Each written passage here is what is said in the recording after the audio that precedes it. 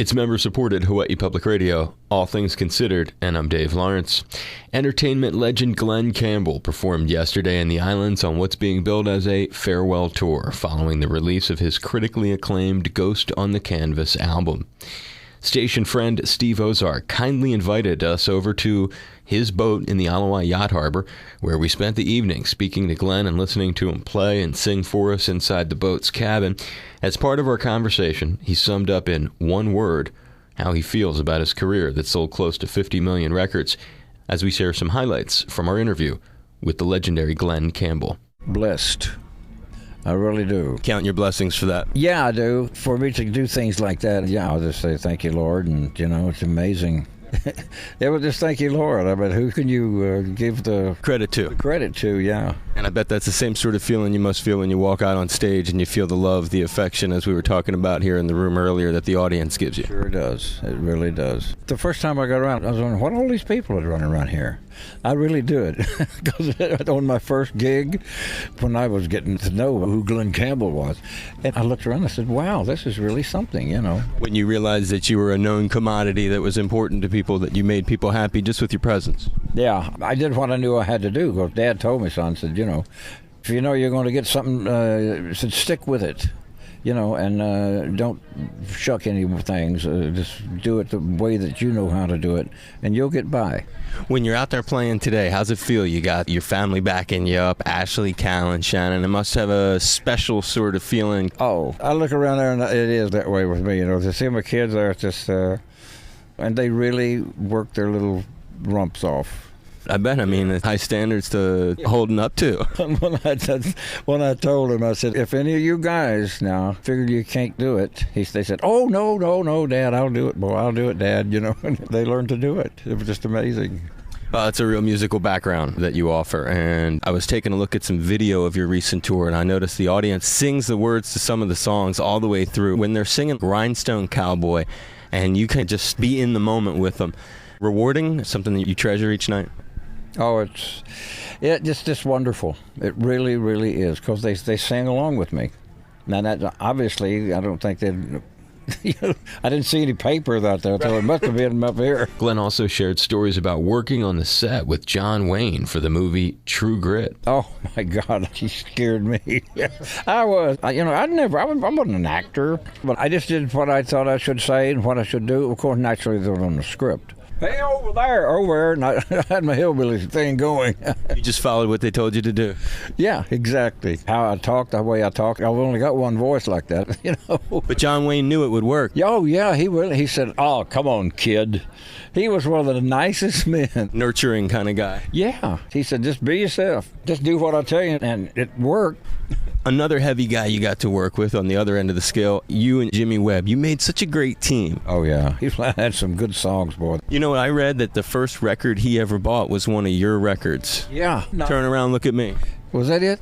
There is someone walking behind you. Yeah, that was a great song. Turn around, look at me. He just wrote songs like anybody. His girlfriend, they were going to marry, I think. They split up, and Jim Webb come up with, he just poured his heart out. Some of those songs, man, they were awesome. Today, they live up to that same feeling you had then. That's a cool thing about music, huh? It sort of grows with time. Right. If it's good. Yeah, if it's real good, it's going to still be good 90 years from now. When you think about TV, Tommy Smothers, Tommy really gave you your big break, huh? That's him. He did it, man. Do you know that story about that? I'm hoping you'll tell it. He did whatever he wanted to do there. The venue, that they call. They were getting mad about what he was talking and what he was saying and doing that. He was a firecracker, man. He really was. He was funny. But he just didn't like it, and they just, I don't know what happened. I think he really ticked one of the big wigwags. He probably told him to go to hell or something. He was really a pistol boy. But it opened such a door for you, huh? Filling in for them on the summer, and then bam, everything starts. It was great. That was the big role for me. So it leads to the Glen Campbell Good Time Hour. Some of the musical guests, I was watching the YouTube videos. Ray Charles, Crying Time. Oh, yeah, that was just wonderful, man. Oh, it's crying time, you're doing. Rewarding to you, huh? It was really rewarding to me. I actually got to sing songs with Ray Charles, man. That's cool you have that gratitude. Oh, yeah. I understand you got to fill in the Beach Boys. There was this time Brian Wilson was not going to be there, and you got the chance to fill in for him and play bass and sing the high part for them on tour. And play bass. Yeah, I said, okay, I'll try it. It's a little old lady from Pasadena. Dun, dun, dun. I've been playing the bass. I don't know if he did that as a joke or because I had done that when I was doing the studio work. For Pet Sounds? Some of it was in Pet Sounds, I guess. I don't know where all it was. The round, round, get around. I get around, round, round. Ooh. They make me doing that. If you wanted to harm, then you got to hum with them. It was fun. It was a lot of fun. And was there a lot of practice to get that together, all those harmonies with those dudes? There really wasn't. He just had the knack for that. Brian, you're talking about? Brian, yeah. Yeah, no, he is a visionary cat, no question. It's a real musical background that you offer. And as a final sort of note, when you're on stage, and I was taking a look at some video of your recent tour, and I noticed the audience sort of sings the words to some of the songs all the way through. Rewarding, something that you treasure each night? They've just been so nice to me. I really relied on the fans that's come and see Glen Campbell. Yeah, I really enjoyed that with them. And I still have guys, gals come up and, hey, Glenn, buddy, how you doing? Fine, yeah. It's that's the way my dad told me, you, son, you do what is the right thing to do and don't do any smart-alecky things, stuff like that.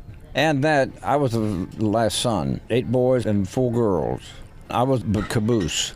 You know what I got? Get out of my way, yeah. That's why the minute that I could get out of that house, I got out of it, man. And a friend of mine got me into the studios. And it just, boy, that was history, huh? That was history, boy. I'd still love to do that. So you're feeling good playing with the people that you're playing and making the music that you are? Exactly. I sure am. Hey, man, I really appreciate it. There's a great thing that you've done with this Ghost on the Canvas. Julian Raymond, the work that he did on that thing, brilliant. You're to be congratulated on it. It stands up. You got to be very proud of that. Well, thank you very much, and I really appreciate it. I just do what I would like to do, and having the kids out there, I really enjoy it, We appreciate you taking some time. Thanks so much for doing this, Glenn. Well, you are very welcome. Thank you, man. God bless you.